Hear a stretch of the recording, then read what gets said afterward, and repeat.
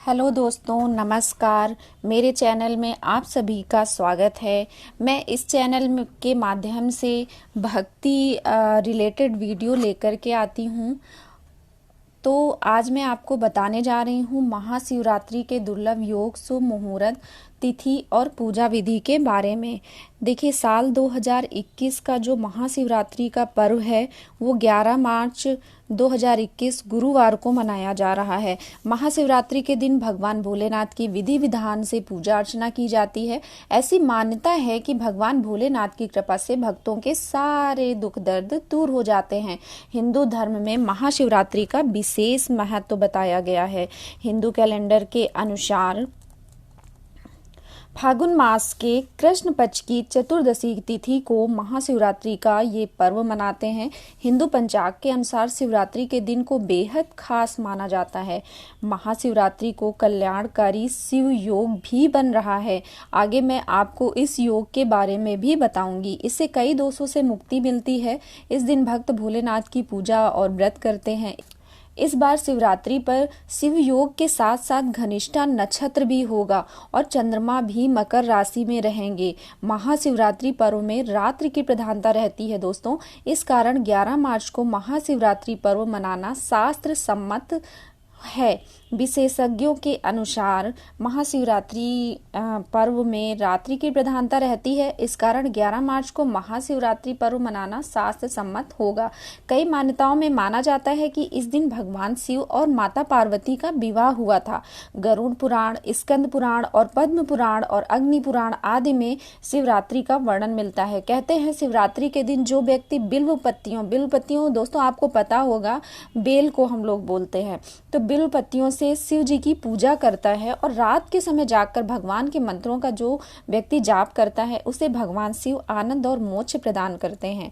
फागुन महीने के कृष्ण पक्ष की चतुर्दशी तिथि को महाशिवरात्रि का व्रत किया जाता है। विशेषज्ञों के अनुसार चतुर्दशी तिथि 12 मार्च दोपहर 3:03 तक ही रहेगी। इस बार चतुर्दशी तिथि में रात्रि का समय 11 मार्च ही रहेगा और शिवरात्रि में रात के समय चतुर्दशी तिथि का अधिक महत्व होता है, क्योंकि शिवरात्रि का अर्थ ही होता है भक्तों शिव की रात्रि, और चतुर्दशी तिथि पूरी रात रहेगी। अतः महाशिवरात्रि का यह व्रत 11 मार्च को किया जाएगा। इस दिन भगवान शिव की यानी भगवान भोलेनाथ की पूजा से व्यक्ति को विशेष फलों की प्राप्ति होती है। चलिए हम लोग जान लेते हैं इस महाशिवरात्रि को लगने वाले दुर्लभ योगों के बारे में। तो 11 मार्च सुबह 9:24 तक शिव योग रहेगा। इसके बाद सिद्ध योग लग जाएगा जो कि 12 मार्च सुबह 8:29 तक रहेगा। शिव योग में किए गए सभी मंत्र शुभ फलदायक होते हैं भक्तों। इसके साथ ही रात में 9:45 तक आपका घनिष्ठा नक्षत्र रहेगा। वैसे तो महाशिवरात्रि के दिन पूरे दिन ही शुभ योग होते हैं। इस दिन जो भी काम आप करें भगवान भोलेनाथ उस काम को जरूर सफल करते हैं। चलिए अब जान लेते हैं महाशिवरात्रि का शुभ मुहूर्त। सबसे पहले जानते हैं कि शिवरात्रि प्रारंभ होने का जो आपका समय है वो क्या है। देखिए, चतुर्दशी तिथि को महाशिवरात्रि मनाई जाती है, तो हम जानेंगे कि चतुर्दशी तिथि जो है आपकी वो कब से प्रारंभ हो रही है। तो चतुर्दशी तिथि आपकी 11 मार्च को दोपहर 2:39 से प्रारंभ हो रही है और चतुर्दशी तिथि का समापन आपका 12 मार्च दोपहर 3:03 के बाद हो जाएगा। इसके बाद हम लोग जान लेते हैं निशीथ काल पूजा मुहूर्त का टाइम क्या होगा। तो 11 मार्च को देर रात 12:06 से 12:55 तक आपका निशीथ काल पूजा मुहूर्त होगा और जिसकी अवधि होगी 48 मिनट। भक्तों, अगर आपको नहीं मालूम है निशीथ काल पूजा मुहूर्त यानी निशीथ काल किसको कहते हैं, तो निशीथ काल जानने के लिए आप वीडियो के डिस्क्रिप्शन में जाइए, वहां पर लिंक दिया हुआ है। आप निशीथ काल के बारे में विस्तार से जान सकते हैं। ये बहुत ही महत्वपूर्ण पूजा मुहूर्त है आपका। महाशिवरात्रि का पारण मुहूर्त जान लेते हैं। 12 मार्च को सुबह 6:36 से लेकर के दोपहर 3:04 तक आपका पारण मुहूर्त रहेगा। यानी इस समय के बीच में जिन्होंने महाशिवरात्रि का व्रत रखा है वो अपना पारण कर सकते हैं। चलिए अब हम लोग आते हैं महाशिवरात्रि की पूजा विधि में। वैसे तो भगवान भोलेनाथ बड़े भोले हैं, तो उनकी पूजा में बहुत सारी सामग्री की आवश्यकता नहीं होती है। कुछ ही सामग्री से हम लोग उन्हें प्रसन्न कर सकते हैं।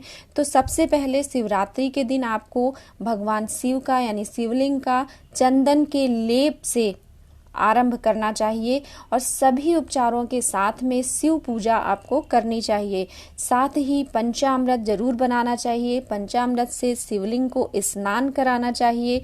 इसके बाद ओम नमः शिवाय मंत्र का जाप करना चाहिए। साथ में शिव पूजा के बाद गोबर के उपलों की अग्नि को जला करके तिल, चावल और घी की मिश्रित आहुति देनी चाहिए। इस तरह हवन करने के बाद किसी भी एक साबुत फल की आहुति जरूर दें। सामान्यतया लोग सूखे नारियल की आहुति देते हैं। व्यक्ति यह व्रत करके ब्राह्मणों को खाना खिला करके और दीपदान करके स्वर्ग को प्राप्त कर सकता है। तो भक्तों, ये थी महाशिवरात्रि के कुछ शुभ मुहूर्त और पूजा विधि और तिथि के बारे में जानकारी। अगर आपको मेरा ये वीडियो पसंद आया है तो वीडियो को लाइक एंड सब्सक्राइब करना ना भूलें। इसी तरह के और वीडियोस देखने के लिए आप मेरे चैनल को सब्सक्राइब कर सकते हैं और नोटिफिकेशन बेल को ऑन कर सकते हैं। धन्यवाद। ओम नमः शिवाय।